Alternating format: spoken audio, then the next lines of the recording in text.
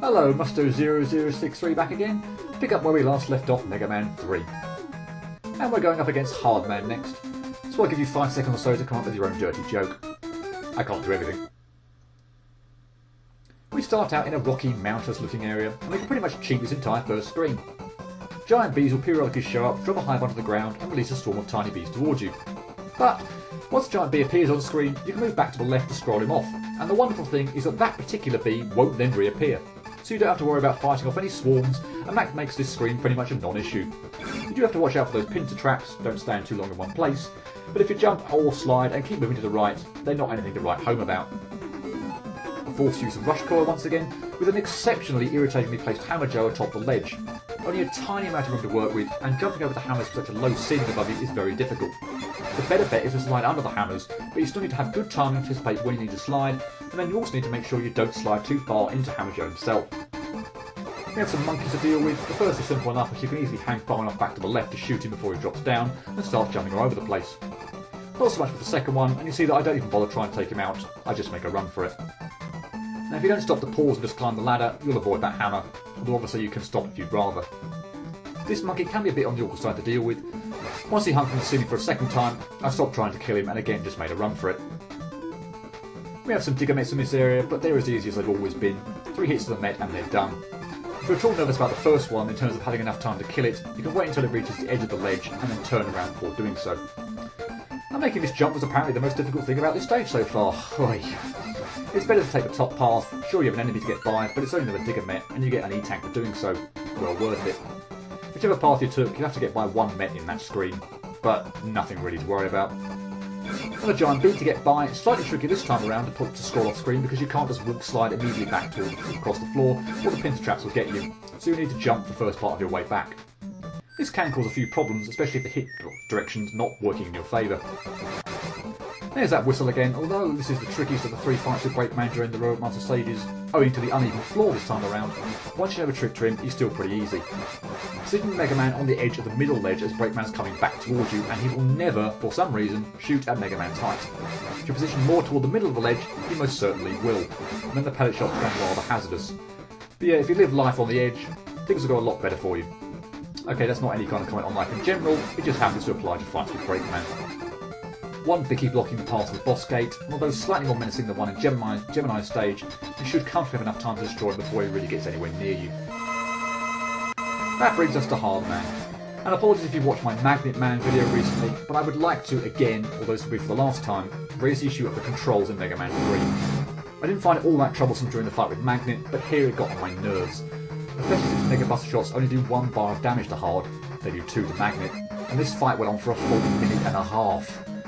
I repeat that I find it almost ridiculously responsive to any slight movement on the control stick, and this manifests itself more often than not in causing Mega Man to face in the opposite direction to the one you wanted. The number of missed shots I have in this fight is even more laughable than in Magnets. I mean, I kind of sort things out a bit better during the second half, final third, but the first portion just looks like I can't tell the difference between left and right. The missed shots all come about because Mega Man turns around to face in the wrong direction, again presumably because my finger happened to brush the control pad. Now, I'm not using that as an excuse for the couple of times I screw up during this battle and take a hit. They would use me either not standing right at the edge of the screen and failing to scroll off. There's a lot of that in this stage, isn't there? The knuckles, or messing up my jumping pattern and getting hit to a knuckle anyway. And again, it's not like this never happens in other classic series Mega Man games, but the frequency of its occurrences in Mega Man 3 have to make me wonder if there's a slight sensitivity issue with this game. Although, like I said before, if it is just me, I'll cop to the clumsiness and gracefully accept the much deserved ridicule I'll get. I'd be very interested to hear your thoughts or experiences on this. Does this issue happen to you a lot of the time as well? Surely I can't be the only one. Don't worry, spoiler alert, I will talk about the actual fight with Hardman a bit later, but given the length of that battle and how much I remember the control issues annoying me when I was playing, it seemed like an opportune time to go off on that slight tangent again. I get Hard Knuckle, a very powerful weapon that can be used, much like Crash Bomb in Mega Man 2, to destroy certain breakable walls. Its main downside is that it's slow to fire, with a delay in doing so that kind of leaves Mega Man hanging in the air longer than you might like if you're mid-jump when you fire it, and I wouldn't really recommend using it on regular enemies. So, as I stated that you'll get to hear about Hard's fight, it shouldn't therefore come as any real surprise that a successful perfect run was achieved. It wasn't easy though. I can tell you that for nothing up front. Now, what's another word for something not being easy?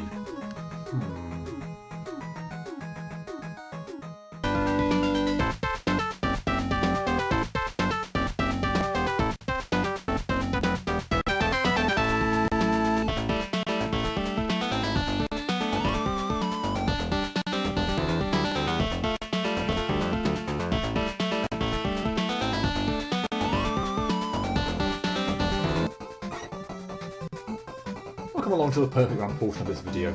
Well, you could hardly avoid missing this one, could you? Applying the scroll off the screen trick for giant bees makes the first screen a cakewalk, and there's not much else to say about it. It's not like it's unbearable even if you do attempt this the regular way and have to fight off the swarms, but ultimately, why bother if you don't have to? Now, we've already reached the biggest pain of the level, this solitary Hammer Joe, which as said couldn't really be any more annoyingly in the way. I had huge trouble with this thing. I don't know whether or not I'm ashamed to say outtakes in the double digits trying to get by him. Practically every time I tried to jump the hammers, I set off too early and catch it as I landed, so I much prefer the slide under approach. But that too is not without its problems. It's very easy to slide too far and straight into Joe. This monkey room is no problem, the first of the two might as well not even be there, and although the second can't be destroyed as easily, once he jumps over you, you can just leg it to the ladder and he won't be quick enough to catch up. Here, keep climbing, don't stop, and you'll be fine. This monkey was the cause of all but one of the remaining outtakes on the level. A few times I was trying to get him to fall down the hole on the right before he grabbed the ceiling for the second time, but he just wouldn't cooperate. So eventually I just switched my strategy to staying more in the middle and luring him into doing so after he grabbed the ceiling again. As you saw from the Let's Play part, I could have just made a run for it, but hey, isn't it fun to watch him jump down the pit? I managed to make this jump first time on this occasion, which is all going splendidly. Free tank? Why not?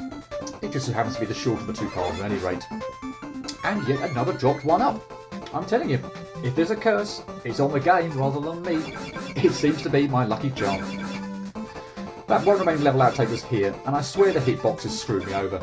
I maintain to this day that I was out of the reach of the pincer trap that supposedly hit me. That means, as always, no problems with Brakeman. Without knowing the trick, have fun trying to beat him no damage. But if you know it, and you definitely all do now, he seems to go out of his way not to aim at you. Could it be that he's not really our enemy, and he's just not really trying all that hard? All will be revealed, although I'm sure you all know anyway, in part 10 of this project.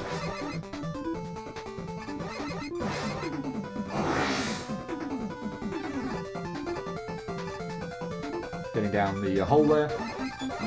The Bicky was absolutely no problem. It starts off miles away. No outtakes on that. So, Hard Man. Nice name, by the way. You were the one who got picked on in the playground, weren't you? And you're not doing yourself any favours in trying to fist me either. Yeah, I'm not going to touch that one. Hard Man starts off the fight by sending his, let's say, knuckles from now on, towards you, and typically when they travel a certain distance past you, they'll stop and home back in on you. That is, unless you somewhat cheat this fight by standing at the very edges of the screen when he does this attack. His knuckles actually scroll off the screen, and you don't have to worry about dodging them for a second time. You still have to manipulate them to your advantage. I tried to jump in order to lure the first knuckle to move upward, meaning I only have one knuckle to jump over rather than two, which can be tricky as the second follows closely on the first, but it comfortably reduces the difficulty of this fight. Once he's fired his knuckles, he'll jump into the air and come crashing down into the ground, freezing Mega Man in his place, when doing so, even if he happens to be in the air as Hard lands. But, provided you don't stand directly under him when he falls to the ground, it's a little bit of a nothing attack, and there's plenty of time to make it across to the other side of the screen before he fires his knuckles at you again. Now you probably saw I was still having some trouble with shooting in the right direction during this successful run, but thankfully nowhere near as bad as I did during the Let's Play.